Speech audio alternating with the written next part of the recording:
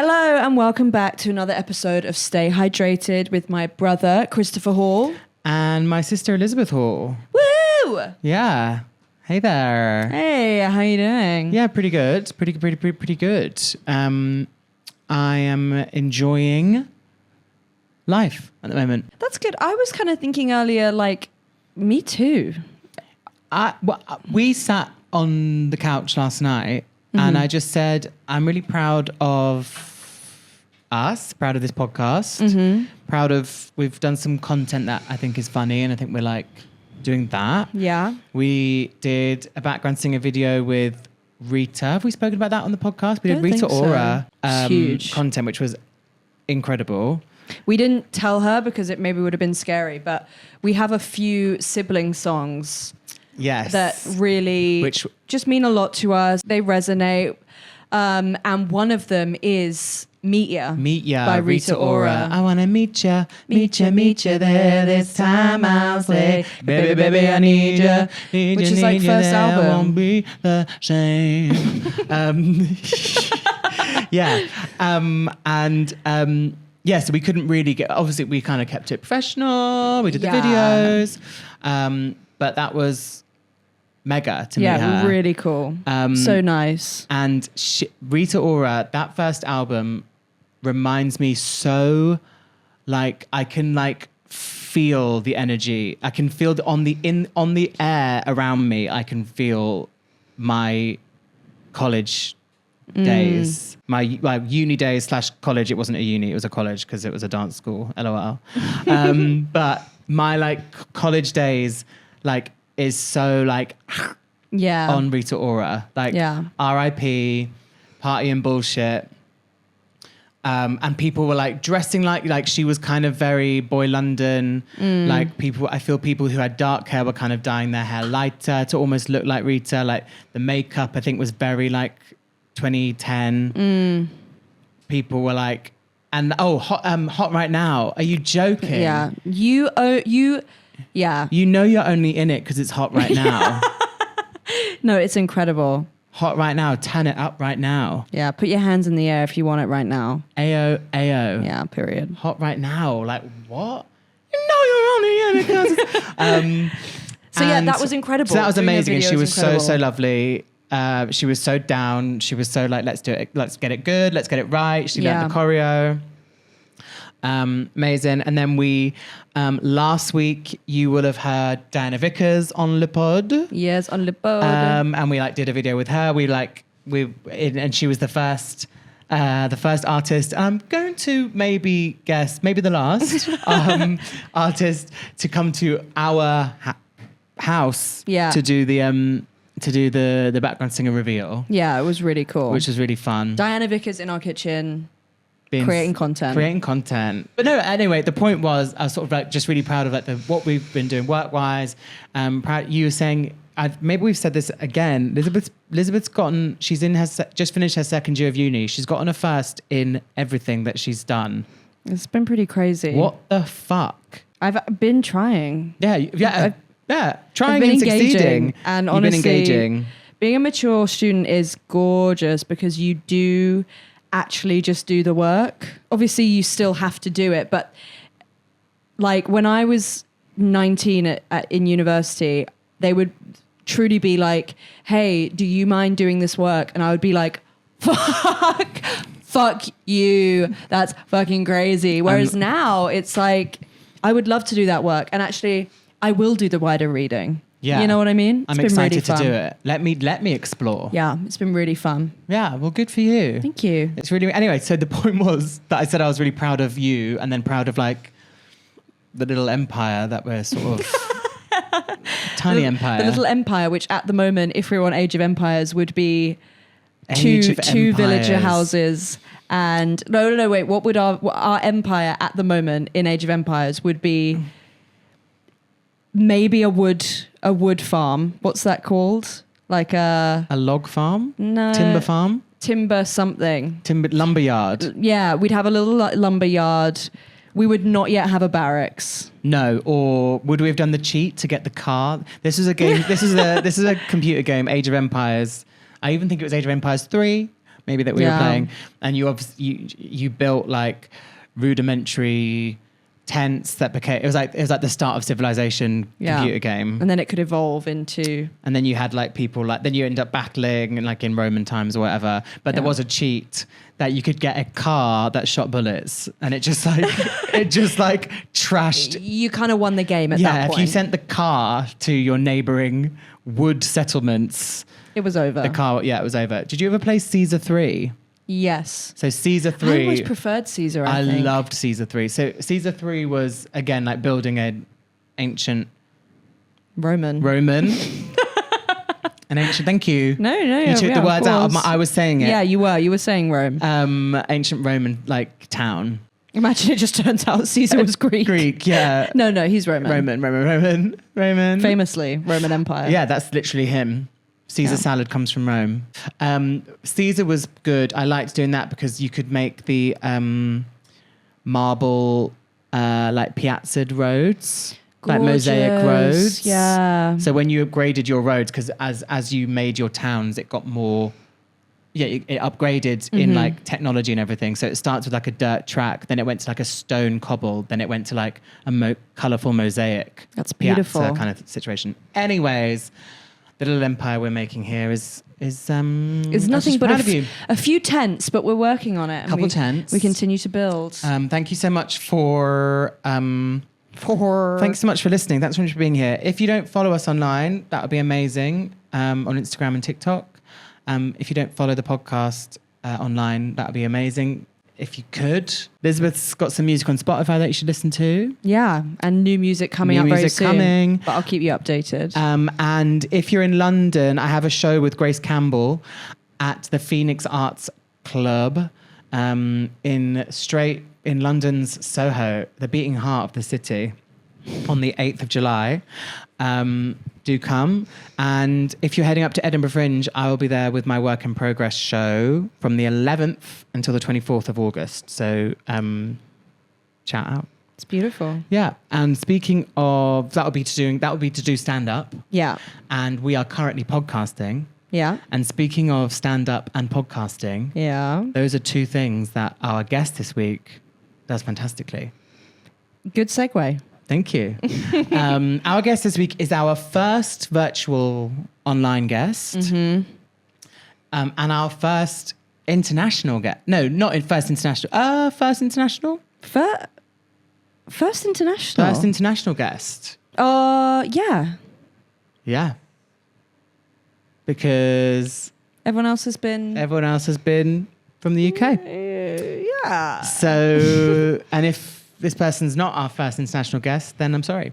And pretend we didn't say this. But I think he is. He's a stand-up comedian and a podcaster in Australia. I met him when I was doing my show in Melbourne last year. He's an absolute sweetheart, and I've been a guest on his podcast a couple of times. We were a guest on his podcast a couple months ago. Yeah. And we are super excited to welcome to your headphones, Sammy Petersen.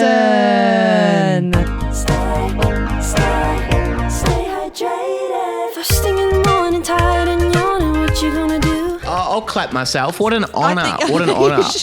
What an honor. It's so funny. I'm in my apartment right now and you two are together like over there. I'm just like clapping myself. Yeah. It's like there used to be a TV show in Australia. It's so funny as well, like coming off the back, as I was telling, like, 4 weeks of shows, and now I can't get enough of the clapping, and I'm just clapping for myself every night at the same time I'd usually go on stage. Yeah, but I love that. in Australia there was a TV show that they didn't have an audience, or they didn't have the numbers to get a crowd every single week, because Australia's quite small in that way, that we don't have a huge TV community or anything, and it's quite small in that way.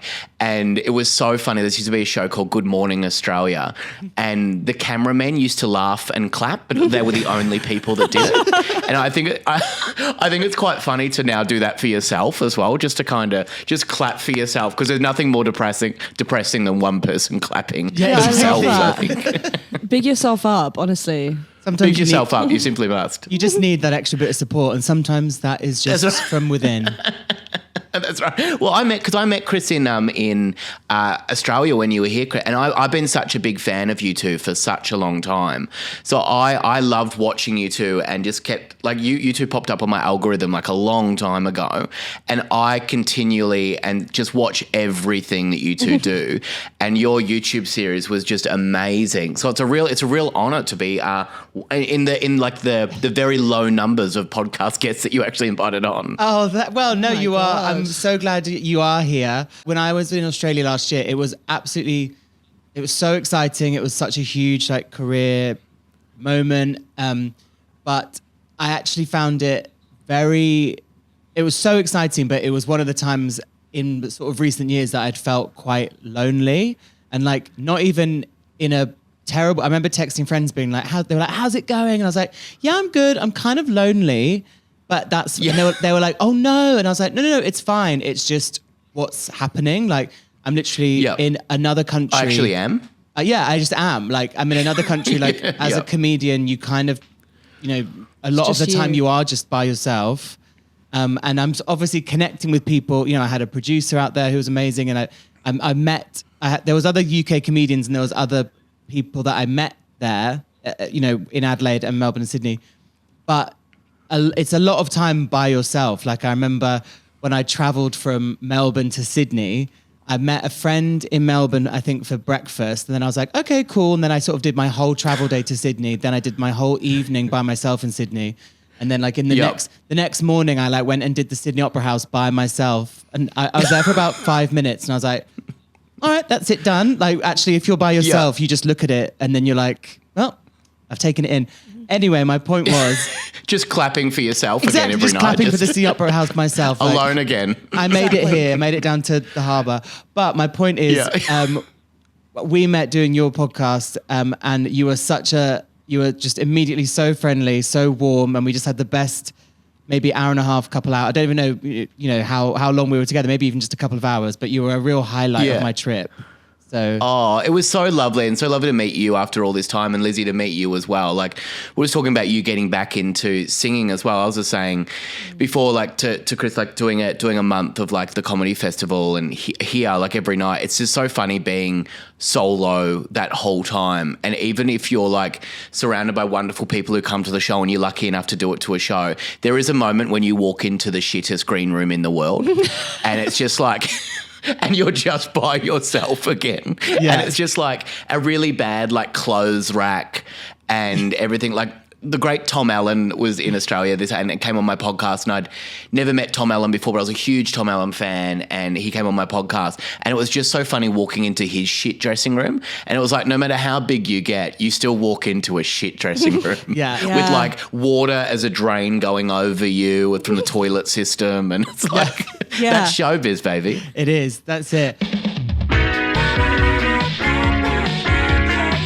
In Edinburgh last year, I was sharing a venue with one of my best friends. Her show was before mine, and then mine was after. And we had like, I think it was like half an hour in between our shows. So like Grace would do her show, maybe there'd be people around, and then like I'd meet her in the green room afterwards, and she'd be like buzzing after her show. She'd be like, oh, it was great. Okay, love you, bye, you can have a great show. And then I'd have like this weird 15 minutes of just like staring at the wall, like after like being high from like seeing her, and then suddenly everyone's gone again. Yeah. And you're by yourself. And also when when you get to do the really small venue sometimes as well, it's really funny because a lot of the time I was at one point standing behind a curtain as people were coming in, and the tech would just say, oh, just stand behind the curtain for a little bit. So I'd stand behind the curtain just before the show would start, and they'd let people in. That would take about 10 minutes, and then I would just hear people before the show being like, I haven't really heard from him. I haven't heard about him before. I don't really know. Like my sister likes him, but I don't really know if he's my cup of tea. Like I looked at stuff online and I don't really like him that much. It's just all these conversations that you can hear so clearly before you go on stage. Yeah. And then what's worse is the end, when then you get the reviews live, because it's like someone will just go, it wasn't really for me. And I heard full circle. Yeah, full circle moments of people still not fans after the show. Yeah. Please wait until you're just at least, honestly, 3 minutes away from the venue. Yeah, give us a second. What about you, Lizzie, for getting back into like doing live performing? Have you noticed like a huge change since you did it the first time? I feel, to be honest, even though I used to do it more, I feel much more confident now. It is funny what you said about the green room though, because the other day, I can't remember quite what happened. I think I turned up too early at this venue and my guitar bag had broken. And I went up and I couldn't find my dressing room, and I kept going up floors to find my dressing room and couldn't find it. Yeah. And in the end was just like, here will do. Went in, I smacked my head on like a railing, and then I went to the toilet and it like wouldn't like flush or work. And then I went to another room and wouldn't open. Why would it? Yeah. Why would it? This is the green room. This is the green room. This is not, And I just remember thinking, and after I'd smacked my head, I was like, that's got to be my 3 pieces of bad luck. The show's going to go great. Yep. There's like no way after all that I can sing badly. Yeah. No, there's no way. It's not going to happen. That's it. Like you've had the all out bad 3 things out of the way. Yeah. Exactly that. And then I remember I went downstairs with none of my stuff just to find my dressing room, and it was on stage level. I'd had like a really lovely dressing room the whole time next to the main band on stage level. And I was like, you would have looked so humble though. Like you would have looked so humble to go, I'll take the bad one. I'll take the the worst one that's up 4 flights of stairs. I assumed I was on the 6th floor. Yeah. Sorry. Yeah. That's just me. No, there's no way I can be down on stage level. Yeah. Yeah, I'm grassroots. Yeah. I'm grassroots. It's Chris and I can't even afford microphones in our stands when we do the backup singing. Exactly. I'm grassroots. Yeah. Exactly. Yeah. Exactly. It's not even a bit. It's just real life. Yeah. I used to do these like corporate dance gigs, and they'd be like Dirty Dancing tribute gigs or boy band gigs or anything. And like sometimes you turn up to a venue and it would be like a kind of like really like fancy hotel, and we'd be in some kind of ballroom in the hotel at like a dinner, and we'd get like a hotel room each, and all this kind of stuff. Sometimes you'd luck out and you'd be like, wow, if every gig was like this, we'll do it. And I remember one, we were in a retirement home, and the room they gave us was like a kind of like residential room in this old people's home. And it was just so odd, like getting dressed into our like sequin sparkly outfits, like in front of like a bed with like railings on that like moved up, and like a sort of medical sort of accessible shower, and we were just like, it's just good to have it all. It's just good to have all the different experiences. You really can have it all as well. I love like the dressing room on a floor that you wouldn't want to put your clothes on. Yeah. Like you don't want to put your clothes on the floor because it's so dirty and filthy. And you're like, I don't think this has ever been cleaned. Ever. I remember in Australia, I was saying, I think when we first met, Chris, I was saying to you how funny it is that when you were doing any kind of press in Australia, they would always just kind of have a microphone stand off to the side, just as a bit of a just kind of a look over. And I kind of joked to Chris like at the end of my podcast, that even though it wasn't on camera or anything, just a microphone stand just off to the corner and go, you could do one if you want, just in case you fancy it. No, I don't want to. Just in case you fancy. Just in case you fancy it. You could do that if you want. I had one of the worst experiences in Comedy Festival. It was like someone said invited me to like a fancy dinner and stuff, and it was like, oh, I was so excited to go to this fancy dinner, and it was just a really nice environment. It was really fancy, like really over the top, and I didn't really know why I was there or anything. And I was kind of like looking around and going, oh, these aren't really my kind of people. Like it was just really overly rich people that were like, just kind of wanting a dose of comedy, but I think invited a few comedians around. And at one point, one of them just came over and said, you could do a gig if you want. And I was like, I don't want. I really don't want. I don't. That's the last thing I want to get up at a dinner.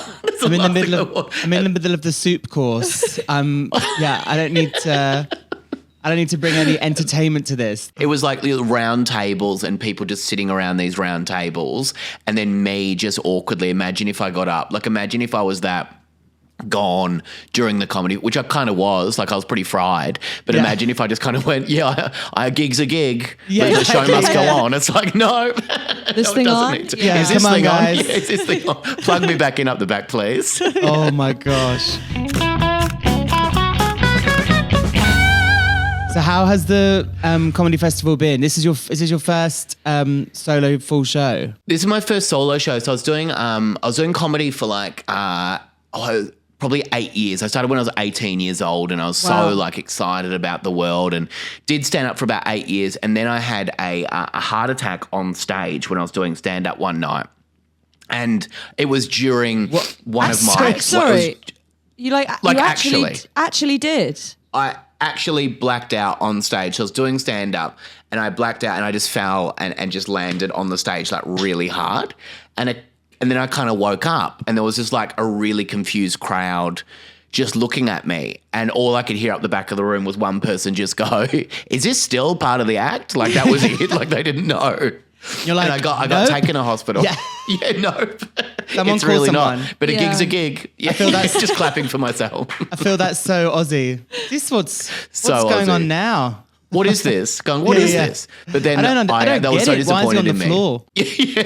And the last thing I heard as I got taken to hospital was a really drunk girl that turned around with drinks and looked at me as I was being like carried out of the venue, and she just goes, "I still don't get it." Like that was what she said to me when she was like, she was Nothing so to get, disappointed. Yeah. It's not for me. Not my kind of humour. Yeah, I didn't find him funny. Yeah, I didn't really get it. But yeah, I did. So I did that, and then I had a huge break because of that experience. Justifiable. And now, which is understandable, I guess. But now, and lazy. It's lazy is what it is. And then I started doing podcasting and things, and have only come back this year and decided to do a solo show about that experience of like having a heart attack on stage. Yeah. The things that led up to the heart attack on stage, and then moving on. And it was so funny. The first time I ever did the show was I opened the show by describing that night, like just kind of going, the year was this year, blah, blah, blah. And I kind of described the feeling of having a heart attack on stage and then black out. So there's like a minute without laughs. It's just very much like you're in it, and that's what the show is going to be. But it was so funny the first time I did the show because I forgot to tell people, which context is everything. And sometimes I feel so dumb when I forget to tell people. I had to say, I'm not going to have a heart attack tonight. Because people are like, oh no, it's going to happen again. Oh yeah. Like people are like so worried when you say that. Yeah, you need to spell it out like, no sorry, worries. it's happening again. Hey, But you really do. It's so funny when you have to actually spell that out so much and just kind of go, I'm fine. Yeah. I'm really, but the more you say I'm fine, you usually think the person probably isn't fine. Yeah. Yeah. Were you like worried at all about coming back, or were you know what I mean?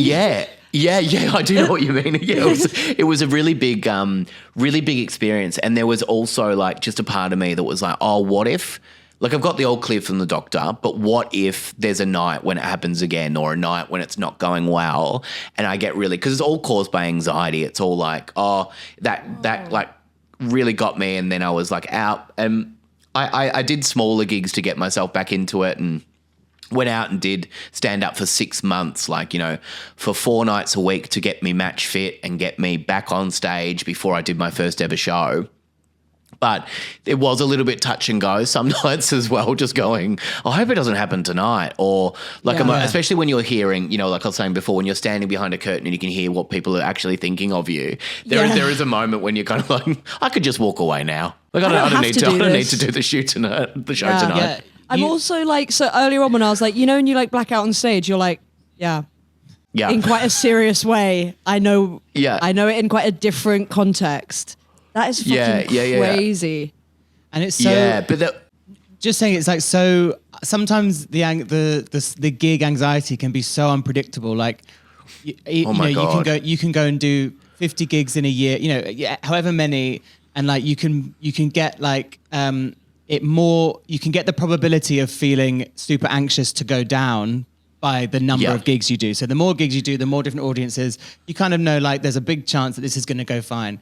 But like I feel maybe we can all relate. Sometimes you're like about to go on and you just feel this like ice bucket just like be poured over you, and it just like goes from like your head to your feet, or like sometimes maybe feet to head, but it just feels this rush of like heat in your body, and you're like, what the fuck am I doing? Like, Yep. This is, and do I have to do this? And then like nobody told me to. Like no, this I've now put myself at doing this. So like, but that's so unpredictable sometimes. Like, some of the biggest gigs I've done, I've been totally relaxed, and then it would be some random one that I'm suddenly like, oh my god, like that. So yeah, terrifying. Yeah.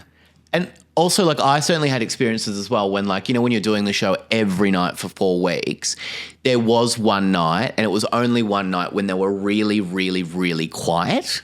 Like, they were smiling and they were into the show, but they weren't really laughing, which is spoiler, is a big part of comedy, and it's a big part of why you do it. And then, the main part, I guess. But then I was like just standing there, just thinking about what I was going to do when I got home. Like, and me, like a long time ago, that would have been such a nerve-wracking experience to be like, oh, it's not going well. It's fine. This is just a fine gig, but it's almost over. And then I get to 15 minutes in the show and I go, okay, I got another 15 minutes before this bit. I got another 15 minutes. And you're thinking about other things. And then it was just like, maybe I'll just treat myself and get some junk food on the way home. Maybe I'll go and get a burger or something. And then I'll go home with my dog Diggs and I'll just kind of sit there for a bit. And then I might watch something nice on TV. And you're doing that as you're like still doing the show. Yeah. And I think that's the part that sometimes you kind of forget about, that not every night can be amazing, but also on the other side, sometimes you really do zone out and start to think about other things as well. Yeah. Which is the flip side of anxiety, I guess. In a way, it's like, I'm too comfortable at the moment and like, maybe I do need a heart attack moment again. No, we're good for that. But yeah. Yeah. But it's like that sometimes but then I guess like you must have felt such a homecoming kind of or just, exactly as you said, it's like a return to where you were before when this like event happened.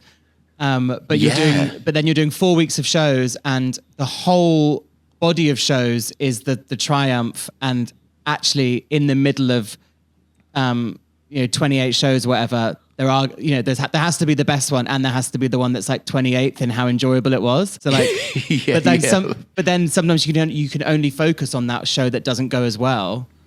But then you're like, then you're like, hang on, I did like in Edinburgh, like I did 24 in a row. Obviously, there's going to be 4 that are the bottom, but then there'll be 20 that did better. Do you know what I mean? But there's obviously going to be some that are worse than others. Not every show's the same.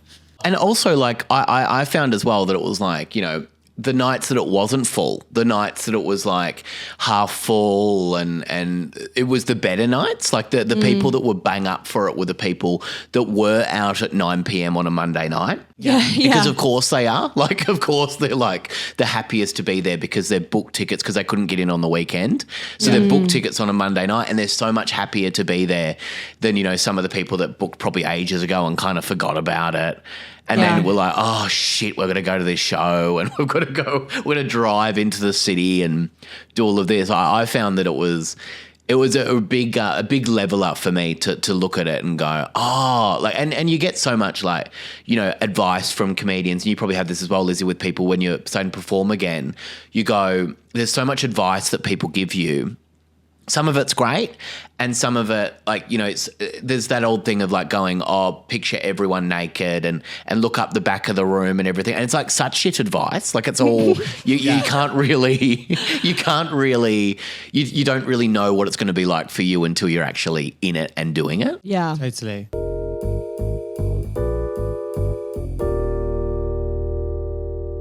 And well, that's quite a lovely segue, Sammy. We here at Stay Hydrated believe that staying hydrated is some of the best advice that we've been given. And also, it's one of the only things we can actually really implement, because we can't take on too much here. We don't do a lot, but we do execute staying hydrated. You know what I mean? We really action that. Yeah. So we've as you drink a coffee, and as you sip a wine. What is it? What wine is it? I'm having it's called a Jan's, which is made in beautiful Tasmania. I don't know if you got to Tasmania in Australia. Have you been to Australia, Lizzie? I have twice, actually. Yep. Oh, right. Okay. Well, there's a beautiful part of Australia. I think one of the most beautiful parts of Australia is a place called Tasmania, which is on the bottom of the map, and it's not connected to the rest of Australia. So it's like this the little place, and it's beautiful, and they make the best like Pinot Noir. They make the best sparkling wine, and Nice. I have mentioned Jan's Tasmania on nearly every podcast I've ever done, and so I get sent bottles of Jan's. Do you? I do. So that. I still just say Jan's Tasmania anywhere I am. So if you're in the UK listening, get a Jan's Tasmania. I got contacted by the Jan's Tasmania people the other day, being like on a new podcast I've started, going, "Oh, we didn't think that you'd mention it on this podcast as well. Thank you so much. We'll have to send you something to say thank you." And I've never said no to them sending me things. I've sort of been like, sure. They've sent me aprons. They've sent me. Like shirts with Jan's Tasmania on them. I'm really ingrained in the Jan's Tasmania brand. Yeah. I'm a brand ambassador of wine and sparkling wine, and it's like I just go down there and get smashed every now and again, and really drink my body weight of Jan's, and then I love promote it. Jan's. It's so good. Yeah, it's Jan's Tasmania. Quickly on Tasmania, I think somebody was. I think it was my producer in Adelaide last year was telling me that is it the capital that's on this on like this on the sea, and you can see these like massive starfish.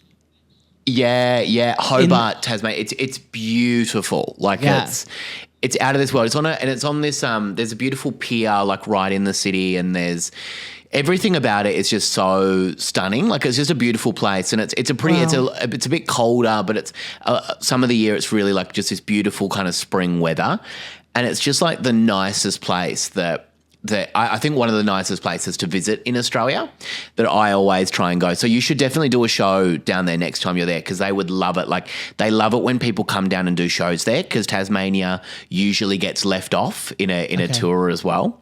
Sure. So it's really fun to come, and you can come and have some Jan's Tasmania with me. Well, you'll have to come I've down. got the key to the city, so I can. Yeah, exactly. The only trivia I have, well, apart from Hobart with the starfish in the pier, is I watched a series of Australia's Next Top Model, and Ebony, the winner, I believe, was from Tasmania. I can't tell you. Fantastic. Australian reality TV is some of the funniest reality TV in the world. When in Australia's Next Top Model, when she announces the winner wrong, and then has to go, "Oh my God, I'm sorry about this. I'm so sorry. Live TV, everyone." And she goes, "It's not Ellen, it's Sarah," or whatever. I can't remember the names of the girls. And they have to just go like. And like clap for the different girl. It's like that is hellish. Whoa! They probably clap for themselves as well. It's such an Australian honestly, thing to just, you've got to. You have to watch the Real Housewives of Melbourne, which is it's so funny because it's just so funny because I live in the area that is filmed. Like it's it's quite a nice area, but there's also a lot of people that aren't like that as well. Like it's just very funny, and it's so overly produced and so overly done because they're trying to compete with the Real Housewives of Beverly Hills, but we don't have a Beverly Hills here in Melbourne. So it's just really chic little cafes and everything, and they're like walking around, and then they start doing lots of set dressing around all these places to make them look nicer. It's really worth watching. It's so funny because it's so bad. We watched episode 1 not that long ago, and they go for a dinner. Yep.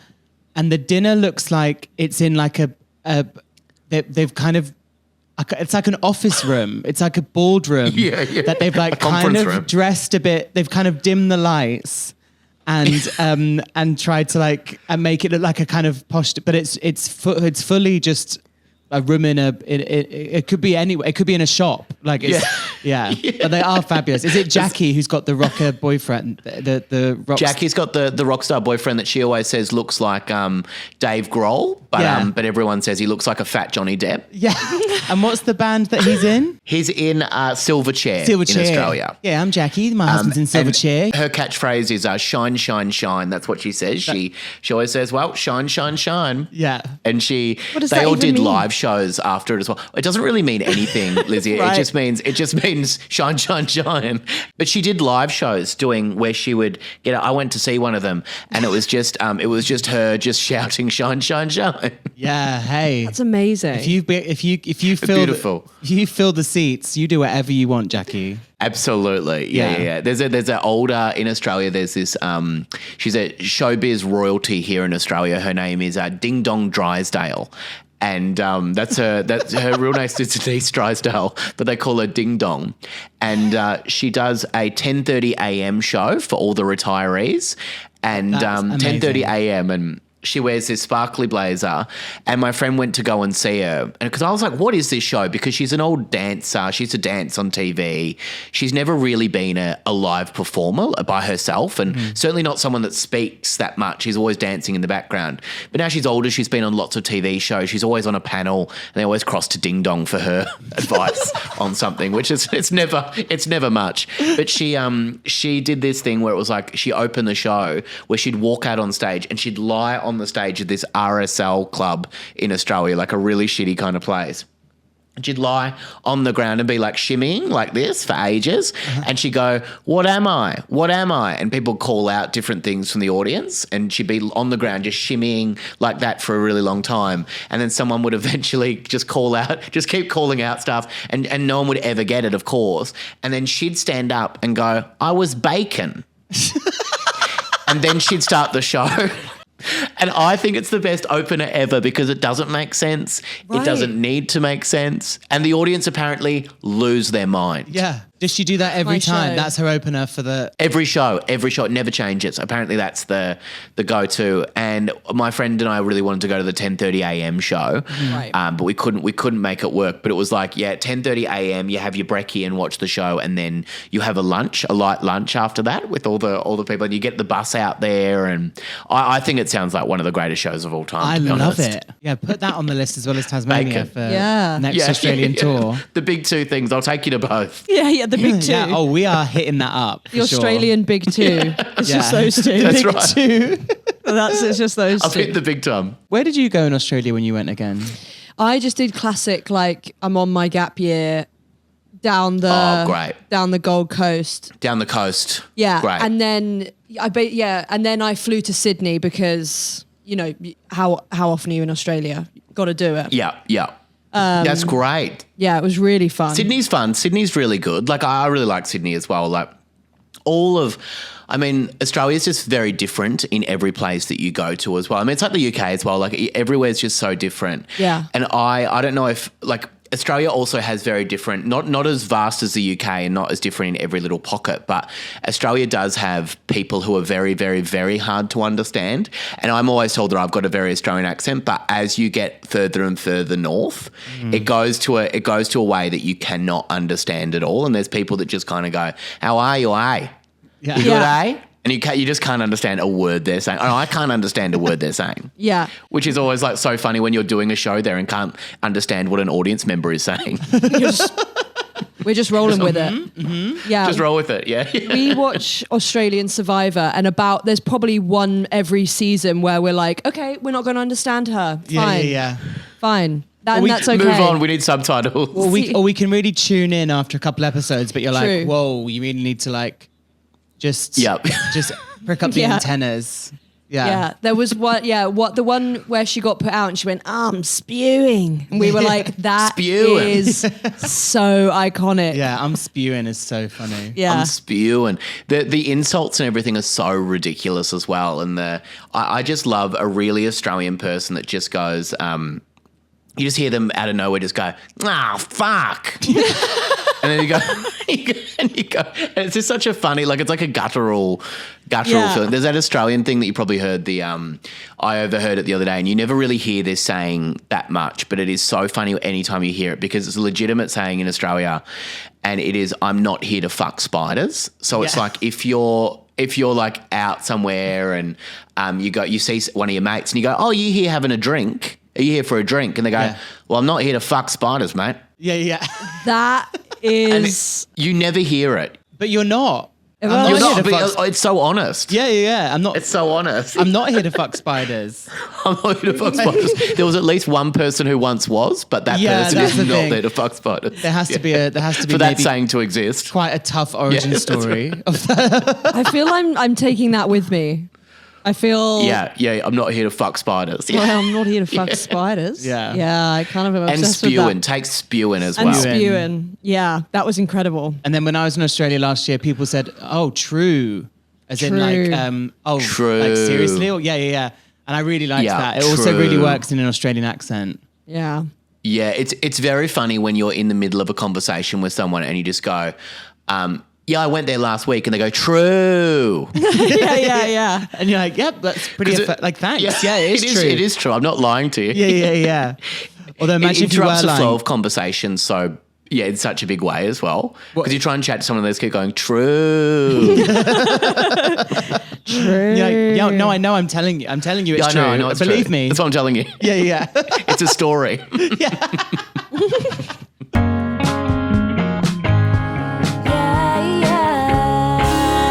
Sammy, the question we want to ask you is, what is some of the best? I feel we've already covered it, really, but in what we've been talking about. But what's some of the best advice you could give to our listeners, or some of the best advice that you've been given? Well, I had a friend that once told me a piece of advice that I really liked, and I said it to so many people. His advice was, one time when it was like, I think as an adult, when you drive a lot, sometimes you won't get the petrol at night. Like when your car is running on empty and you go, I'll do it in the morning, I'll do it in the morning, I'll do it in the morning. And it's like the silliest thing you can do as an adult to like be like, I'll just do it in the morning, My friend said to me when I was telling them that once, I was like, I always stuff myself over from the night before when I don't put out my clothes or something just so simple. And he said, always do your dishes at night before you go to bed, right? And I told people this for ages because I thought this was such like a philosophical thing of going, oh my God, yeah, always do the thing the night before because it'll really stuff you around, And a little while ago, we were all sitting at a restaurant and I wasn't going to go and do a gig or anything at the restaurant. The waiter was going to tap me on and go, you can do a gig if you want. But I was like, oh yeah. But my friend was sitting there. And I said, oh, my God, Josh, remember when you said to me you should always do your dishes the night before because you don't want to do them in the morning? And he goes, yeah. And I was like, I've told so many people that I think that's such a good philosophical thing to live by. Like, don't hurt tomorrow you because you want to do that. And he goes, man, I was just talking about dishes. Yeah. That's the extent of what it was. It was just... That's the extent of what it was. It wasn't anything more than that. Yeah. And I read into it way too much. Like I thought this was the biggest philosophical question in the world. Like going, oh yeah, I guess. Like if you don't do the dish, like it was, and he just goes, I was just literally saying, do the dishes in the morning because it's really annoying to do them in the morning. Yeah. Don't leave food out overnight. Is what I was saying. Yeah, it doesn't have as much impact. And you've got like a tattoo. Like that. Yeah. You've got like a tattoo of it down there. Always do dishes. A lower back tattoo that says do your dishes at night instead of doing them in the morning. I love But it sounds way better than it does. Like it sounds way better. But I think a lot of the time, especially when it gets to like, late at night and you're really tired and you just want to go to bed, I think like pulling apart his quote a little bit to something that is actually more useful than that, it is really interesting, I think, to go, oh, like you should actually do something at night that helps tomorrow you. Yes. Yeah. Because it's really annoying when you hurt tomorrow you by going, oh, I'm not going to have that extra 5 minutes, or I can't sleep in that little bit longer, or I can't do this and I can't do that. I think, for me, it's like do something for tomorrow you and relieve a little bit of tomorrow's weight of every single thing you have to do by ticking one little thing off that you could do tomorrow. Yeah. And it's all you. You're only fucking over yourself, really, aren't you? You're only, really, yeah. Like, I always seem to do that. Like, it doesn't matter how much older I get, I always go, I could just do that tomorrow. Yeah. And it's never a good idea. Like, it's never been a good idea to put something off until tomorrow. Totally. And it's always such a good feeling when you go, oh, thanks, yesterday me. Yeah, thanks, yesterday mate. Yeah, you nailed it. The smallest of action could, like the tiniest thing, but then the feeling of being like, oh, yesterday me like was really had my back is like such a boost. It like adds such a spring in your step. Yeah, and it puts a little spring in your step as well when you go, oh, I've just done something. I've just ticked something off. Yeah. But going back to my friend, he was just saying, just do the dishes at night. Yeah. Just do them. Just don't be that roommate who doesn't do the dishes. Yeah. I found out my friend isn't a big philosophy guy after that. Right. You know, he really did strongly believe it. Yeah. You have depth. But but that is I don't know, that's just a piece of advice that I always remember as something that is really good. And especially, I do actually have a tattoo and it says it doesn't matter. I probably can't see it there because that was a piece of advice that I got given when I was really like scared to go back on stage. Someone just said just one time, they're like, it doesn't matter. Yeah. And I was like, oh, yeah, I guess it doesn't. Like, you know, it really doesn't. It really doesn't matter, which sounds more depressing than it is. But it's like, oh, I think, you know, this gig tonight is not going to, it's at the end of the day, it's not going to be as a big a deal as I think it's going to be. No. And it's not a big deal for the people in the audience. They're either going to watch you crush it or watch you go like, oh, and go about their day tomorrow, go home, do the dishes and wake up tomorrow, do the dishes. you know, and kind of move on. Yeah, stuff over tomorrow then because they're stuck doing the dishes, which we all are. Exactly. In the end. Have you? Yeah, because I don't know. I think advice, you know, it works so differently for other people, and also like something resonates and hits a lot harder with some people than it does with other people as well. You know, like philosophy and everything. Like it is so interesting when you go, oh yeah, this really worked for me, and someone else is like, nah. Yeah. You go, oh, okay, do right. it. No, I'm just giving you a piece of advice there, and they go, nah.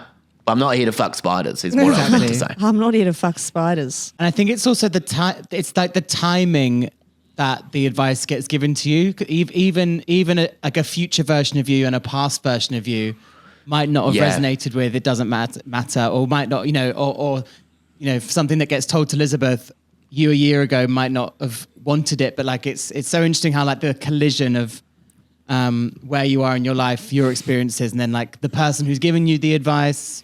What the advice is, sometimes like it just hits magically, and you can exactly take that dishes thing and be like, "Whoa, you're so deep, man." But then he was like, "No, blew my brother, mind. it was yeah."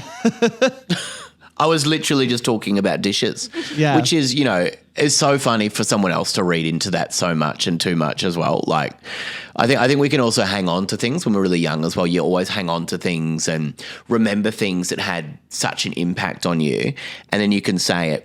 I'm always surprised when someone says something to me like that I apparently said to them 3 years ago and I can't remember anything that happened a day ago. Like I'm just like, oh, right. Like I didn't know that happened at all. And it's so interesting that people do take little moments, and everyone's little moments are so different. Like everyone's little moment from remembering someone when they met someone, or remembering this part of someone's conversation or someone's life is always so different. And you go, oh yeah, I don't really, or I didn't really look at it like that, or I didn't really remember it like that. And yeah, I guess when you do, you do a lot of talking and stuff, especially in podcasts and on stage. It is interesting when people do take parts from something you said that you don't even know you said or meant. Like you're like, oh yeah, I don't know if I agree with myself now. Yeah, but I'm glad you took it that way. If it's helping you, that's glad right. you took it that way. I'm glad you got something out of that because I certainly didn't. I moved on really quickly. So you finished Melbourne Comedy Festival now. What's next for the show? Any chance of a UK?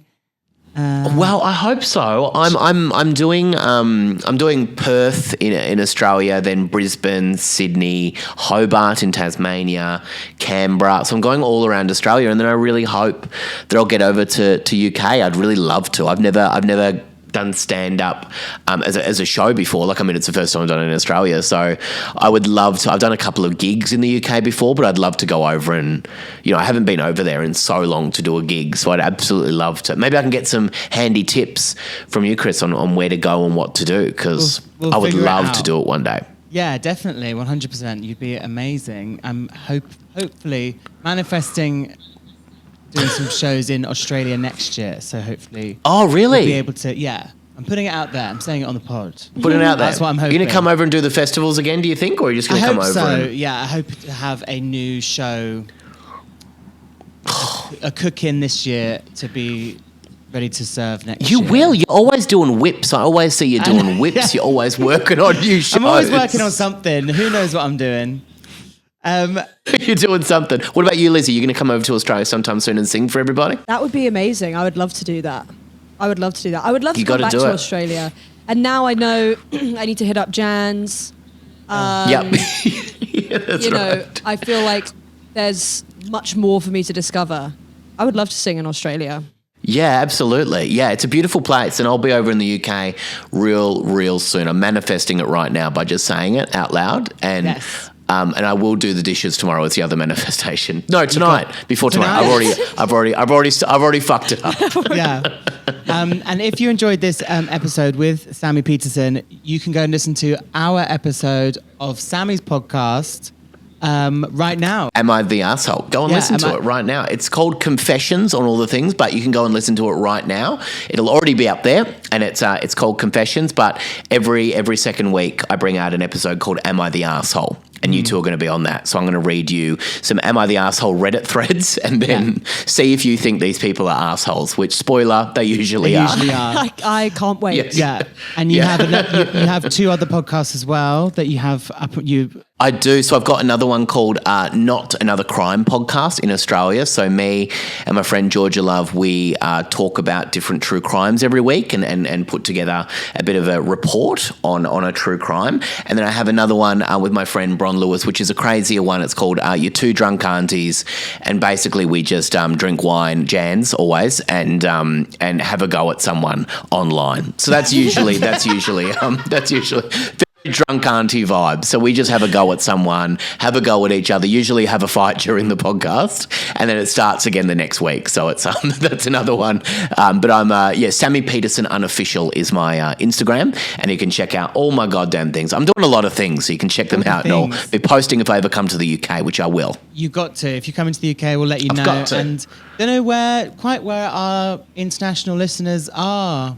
Yeah, but I'm sure if there's any Australian listeners, I'm sure they already know who you are. But if they don't, then there we go.